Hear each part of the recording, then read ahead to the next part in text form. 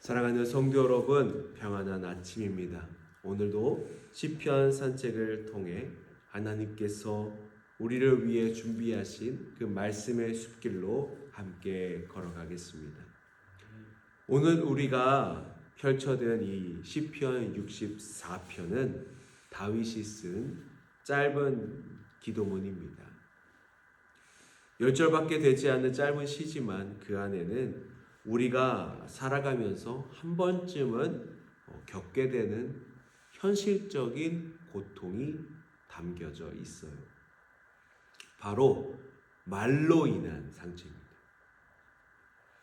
살다 보면 칼에 베인 상처보다 말에 베인 상처가 더 오래가는 경우가 많습니다. 육체에 난 상처야 연고 잘 바르고 시간이 지나면 아물지만 누군가에게 들은 말로 인한 깊은 상처는 그것이 죽을 때까지 남는 경우도 있습니다. 누군가 뒤에서 수군거리는 말, 인간이 나를 깎아내리는 한마디, 진실을 비틀어버리는 소문들, 이런 것들은 눈에 보이지 않지만 마음 깊은 곳까지 파고들어서 사람을 무너뜨리게 되죠. 다윗도 그런 시간을 보내고 있었다는 거죠. 그리고 그 억울하고 고통스러운 한복판에 하나님께 엎드려 기도했습니다. 1절에서는 다윗은 이렇게 기도를 시작하고 있습니다. 하나님이여, 내가 근심하는 소리를 들으시고 원수의 두려움에서 나의 생명을 보존하소서. 근심하는 소리는 그냥 불평하는 소리가 아닙니다. 터져나오는 깊은 신음, 삼키고 또 삼키어도 새어나오는 한숨과 같은 소리가 바로 근심하는 소리입니다. 다윗이 얼마나 힘들었는지 짐작이 가는 부분이죠. 다윗을 괴롭히는 사람들의 무기는 무엇이었을까요? 3절과 4절을 보시면 나오게 되는데요. 그 사람들은 자기 혀를 칼같이 연마하고 독한 말을 화살처럼 겨누었다고 했습니다. 그리고 숨은 곳에서 은밀히 자리에서 쏜다고 이야기하죠. 여러분, 이 장면이 눈에 그려지세요. 칼과 화살은 그 다윗의 시대에 가장 두려운 무기였죠. 강력한 무기였어요. 근데 다윗이 사람의 혀와 말을 가장 무서운 무기였던 칼과 화살로 표현하고 있어요. 근데 더 무서운 거는 그냥 보이는 데서 쏘는 게 아니라 숨어서 쏜다는 거예요. 전쟁에서도 보이는 적은 사실 제거하면 그만이죠. 근데 가장 무서운 적은 저격수예요. 스나이퍼가 제일 무서운 적이죠. 어디서 총알이 날아오는지 모르니까요. 당당하게 맞서오는 것이 아니라 뒤에서 보이지 않는 곳에서 공격하고 있었다는 거죠. 여러분, 우리 삶에서도 그런 일들이 한 번쯤 다 일어나잖아요. 직장에서, 공동체에서, 교회에서도요. 심지어 가정 안에서도 그런 일이 있어요.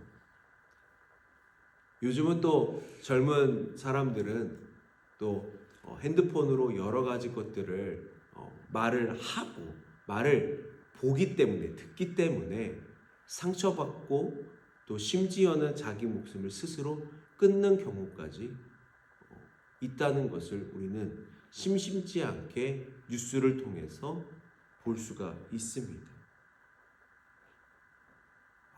내가 없는 자리에서 전혀 실체를 알 수 없는데 나를 깎아내리고 억울한 말을 하는 것, 그것이 바로 숨은 화살이라는 것이죠. 근데 더 무섭고 안타까운 것은 5절과 6절의 말씀이에요. 그런 사람들은 악한 목적을 품고 서로 격려하면서 올무를 숨기고자 의논하면서 누가 이것을 보랴라고 말한다는 것이에요. 아무도 모를 것이라는 확신, 그 교만함이 악의 본질이에요. 왜 인터넷 그런 댓글들이 무섭냐? 아무도 나의 실체를 모를 것 같다는 그 확신이 그런 악한 말과 교만한 말을 하게 되는 본질이라는 거예요. 자기의 계략을 두고 자기가 쓰는 댓글들을 보고 야, 우리는 묘책을 아주 신박한 것을 발견했다고 스스로 감탄하고 있다는 거죠. 얼마나 악해요. 그러나 여러분, 시편의 이 흐름은요 7절부터 완전히 바뀌게 됩니다. 지금까지는 이제 악한 말을 하는 사람들이 화살을 쏘는 장면이 묘사가 되어 있다면 그 이후부터는 하나님께서 이제는 화살을 쏘시는 장면이 등장하게 됩니다. 7절을 함께 읽어볼까요? 시작. 그러나 하나님이 그들을 쏘시리니 그들이 갑자기 화살에 상하리로다. 아멘. 악인들이 쏜다고 했는데 갑자기 이제는 하나님도 갑자기 쏘신다고 하는 거예요. 그들이 남몰래 사람을 해치려 했던 그 방식으로 하나님께서 그 악인들을 다루신다는 것이죠. 8절에서 그들이 자기 혀로 인해 스스로 넘어진다고 말한다는 것이에요. 자기가 쏜 화살이 다시 자기에게로 돌아오는 것이죠. 이 말씀이 우리에게 주시는 위로는 무엇입니까? 우리는 때때로 억울한 일을 당할 때 직접 갚아주고 싶은 마음이 있어요. 그렇죠? 복수하고 싶은 마음이 있어요. 내가 받은 상처만큼 돌려주고 싶은 유혹이 있단 말이에요. 그러나 시편 64편에서는 우리에게 하나님은 이렇게 말씀하시는 거예요. 잠깐 멈춰봐. 나 하나님이 보고 있어. 나 하나님의 화살이 더 빠르고 더 정확하다.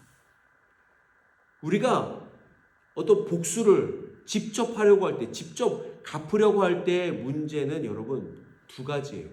하나는 우리가 하나님의 자리를 빼앗는 것이고, 또 하나는 우리도 똑같이 그 악한 사람들의 방식을 따라가게 된다는 것이에요.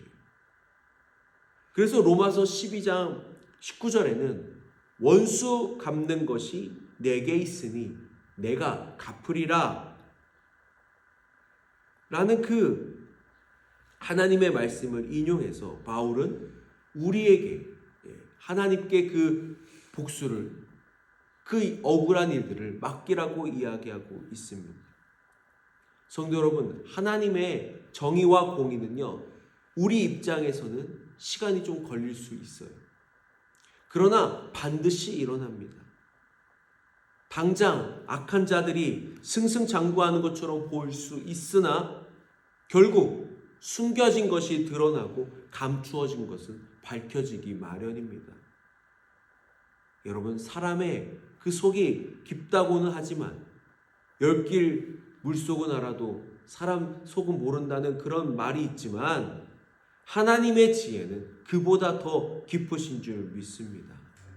여러분, 그렇다면 이 모든 과정을 지켜본 사람들의 반응은 어떠할까요? 9절과 10절이 이제 결론이잖아요.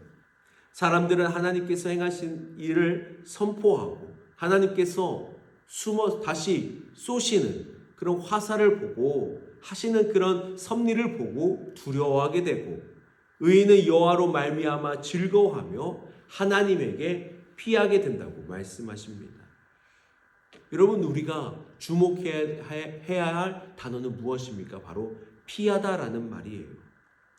다윗은 1절에서 원수를 피해 하나님께로 왔습니다. 그리고 10절에서도 의인들이 하나님께 피한다고 말하고 있습니다. 결국 64편은, 아니요, 시편 전체는 우리가 어디로 피할 것인가에 대한 시인 것이죠. 시편의 주제인 것처럼 우리가 누구에게 나의 어려움을 이야기하고 피할 것인가? 우리 10절 함께 읽어보도록 하겠습니다. 10절입니다. 시작. 의인은 여호와로 말미암아 즐거워하며 그에게 피하리니 마음이 정직한 자는 다 자랑하리로다. 아멘. 성도 여러분, 오늘 우리가 이 아침 가운데에 피할 곳은 어디입니까? 사람들의 말에 휘둘리는 자리입니까? 아니면 하나님의 품입니까? 세상이 주는 위로를 찾아다니는 자리입니까? 아니면 하나님 앞에 엎드리는 자리입니까? 다윗은 그 깊은 고통 중에서도 결국 하나님 안에서 즐거움을 찾았습니다. 그것이 여러분 의인의 길인 것입니다. 우리는 오늘 시편 64편을 걸어오면서 세 가지의 어떤 모습을 보았습니다. 보이지 않는 화살에 상처받는 모습. 그러나 그 화살보다 더 빠르고 정확하게 일하시는 하나님의 그 공의, 정의, 그리고 마침내 주님 안에서 즐거워하는 의인의 자리입니다. 근데 이 모든 풍경을 관통하는 하나의 메시지가 있다면 그것은 하나님께 피하라 라는 초대인 것이죠. 오늘 하루도 여러 가지 말들이 우리 귀에 들려올 것입니다. 마음을 찌르는 말, 은근히 상처 주는 말, 어쩌면 누가 한 말인지도 알 수 없는 말들이 있을 것입니다. 여러분 그때마다 직접 칼을 뽑으려고 하지 마십시오. 화살통을 들고 쏘려고 기다리지 마십시오. 그저 다윗처럼 조용히 하나님 앞에 나아가 근심하는 소리를 들어주시는 하나님께 우리의 마음을 쏟아 놓으십시오. 여러분 하나님께서 보고 계십니다. 하나님께서 들으십니다. 그리고 하나님께서 가장 우리에게 알맞은 그 방법으로 그 선한 길로 우리를 인도하십니다. 오늘 하루 정말 시끄러운 이 세상 속에서 하나님께 피하여 하나님 그 한 분만으로 말미암아 즐거워하며 오늘 하루를 당당하게 하나님의 자녀로서의 명예를 지켜가며 살아가는 우리 모든 성곡교회 성도 여러분 되시기를 예수 그리스도의 이름으로 축원드립니다. 아멘.